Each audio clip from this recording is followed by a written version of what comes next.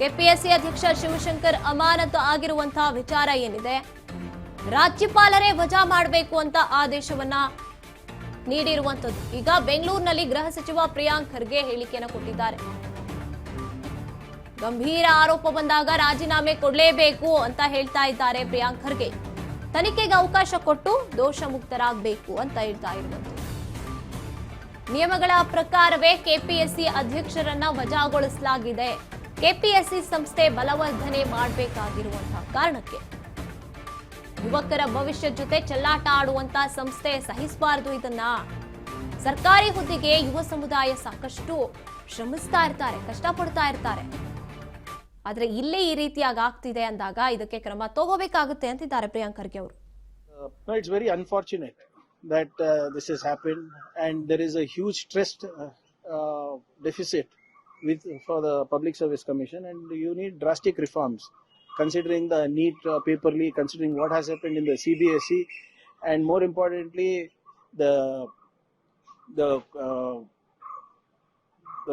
doubts cast on the KPSC chairman is it's very unfortunate that this has happened, and there is a huge trust deficit for the Public Service Commission, and you need drastic reforms considering the NEET paper leak, considering what has happened in the CBSE, and more importantly the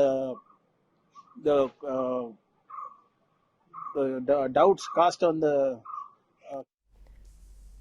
ಇದು ಪ್ರಿಯಾಂಕ್ ಖರ್ಗೆ ಅವರು ಹೇಳ್ತಾ ಇರುವಂತದ್ದು. ಈಗ ಏನಾದ್ರೂ ಆ ರೀತಿಯಾಗಿ ತಪ್ಪಾಗಿದೆ ಅಂದಾಗ, ಕೆಪಿಎಸ್ಸಿ ಅಂಡರ್ ಬರುವಂತವರೇ ಈ ರೀತಿಯಾಗಿ ಮಾಡ್ತಾ ಇದ್ದಾರೆ ಅಂದಾಗ ಅವರಿಗೆ ತಕ್ಕ ಶಿಕ್ಷೆ ಆಗ್ಲೇಬೇಕು.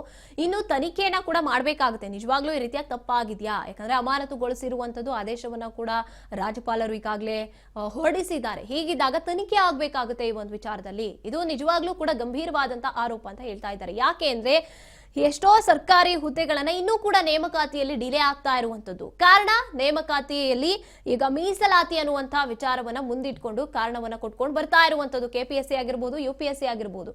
ಹೀಗಿರುವಾಗ ಇವರು ಅಧಿಕಾರಿಯಾಗಿದ್ಕೊಂಡೇ ಇಂಥ ತಪ್ಪನ್ನ ಮಾಡಿದ್ದಾರೆ ಅಂದಾಗ ಸಾಮಾನ್ಯರು ಏನಾದ್ರೂ ಮೀಸಲಾತಿ ವಿಚಾರದಲ್ಲಿ ನಮಗೆ ಕೆಲಸ ಸಿಗ್ಬಿಡುತ್ತೆ ಅಂತ ಈ ರೀತಿಯಾಗಿ ಡಾಕ್ಯುಮೆಂಟ್ಸ್ ಅಲ್ಲಿ ಏನಾದ್ರೂ ಮಿಸ್ಟೇಕ್ ಮಾಡಿರುವಂತದ್ದಾಗಿರ್ಬೋದು, ಆಗಿರುತ್ತೆ. ಹಾಗಾಗಿ ಇದನ್ನ ತನಿಖೆ ಮಾಡಲೇಬೇಕಾಗುತ್ತೆ.